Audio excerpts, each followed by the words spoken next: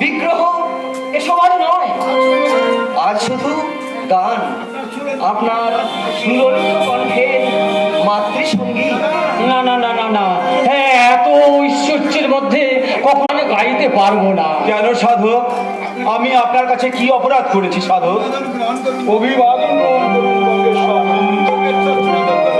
আপনি বঙ্গেশ্বর সিরাজউদ্দৌলা? না, আজ আমি বঙ্গেশ্বর সিরাজউদ্দৌলা নই, আজ আমি বাঙালি সিরাজ। বাংলার সাধন জগতের সূর্য আপনি। আপনার থেকে আপনার মায়ের নাম গান শুনে আজ আমি ধন্য হতে চাই। বাহ, সুন্দর।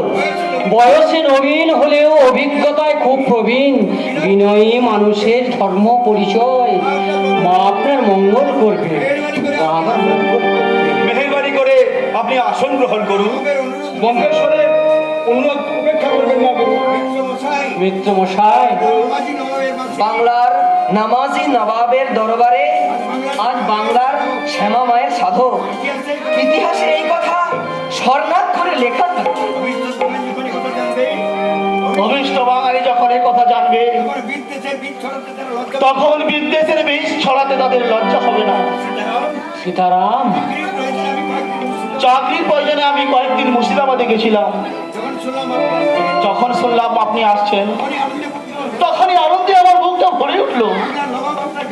বাংলার নবাব আপনার গান শুনতে চান, আপনি ফিরিয়ে দেবেন না সেন কাকা? গান শোনান, গান শোনান, গান শোনান। হ্যাঁ হ্যাঁ হ্যাঁ, আমি শোনাবো গান শোনাবো। বলুন সিরাজ নবাব, আপনি কি গান শুনবেন? হিন্দি, গজল না ঠুংরি? না না, এসব হিন্দি ঢুংরি এটা তো রোজই আমি শুনি। আর শুনবো আপনার স্বরচিত মায়ের নাম গান। হ্যাঁ হ্যাঁ, মায়ের নাম গানই শোনাবো আমি।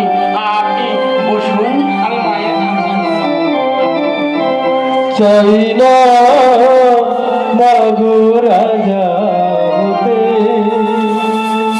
চাই না মাগো রাজা হতে, রাজা হওয়ার সাথ নাই মাগো, রাজা